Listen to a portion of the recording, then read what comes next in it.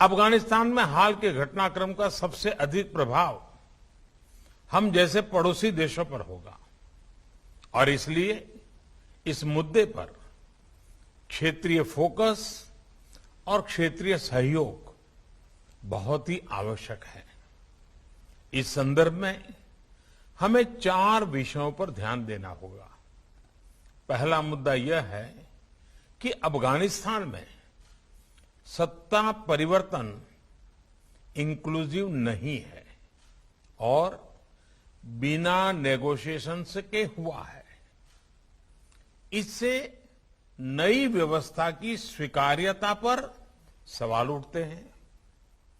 महिलाओं तथा अल्पसंख्यकों सहित अफगान समाज के सभी वर्गों का प्रतिनिधित्व भी महत्वपूर्ण है और इसलिए यह आवश्यक है कि नई व्यवस्था की मान्यता पर फैसला ग्लोबल कम्युनिटी सोच समझकर और सामूहिक तरह से ले।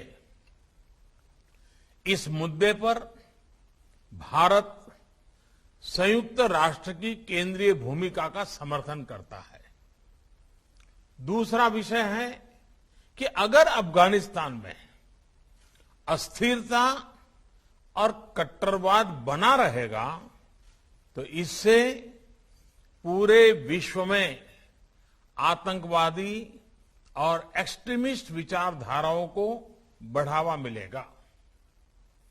अन्य उग्रवादी समूहों को हिंसा के माध्यम से सत्ता पाने का प्रोत्साहन भी मिल सकता है।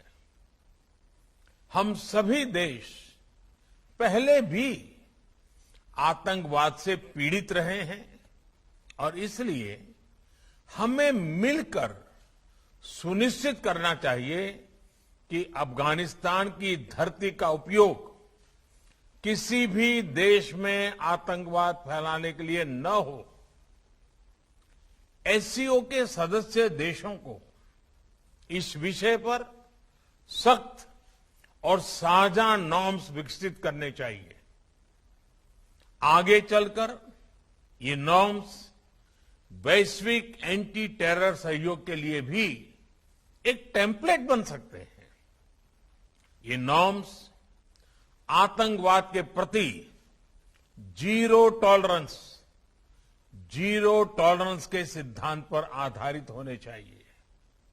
इनमें क्रॉस बॉर्डर टेररिज्म और टेरर फाइनेंसिंग जैसी गतिविधियों पर रोक लगाने के लिए एक कोड ऑफ कंडक्ट होना चाहिए और इनके एनफोर्समेंट की प्रणाली भी होनी चाहिए।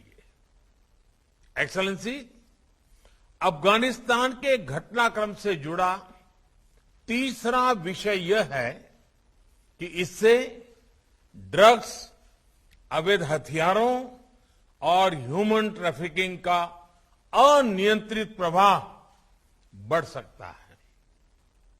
बड़ी मात्रा में एडवांस वेपन्स अफगानिस्तान में रह गए हैं। इनके कारण पूरे क्षेत्र में अस्थिरता का खतरा बना रहेगा।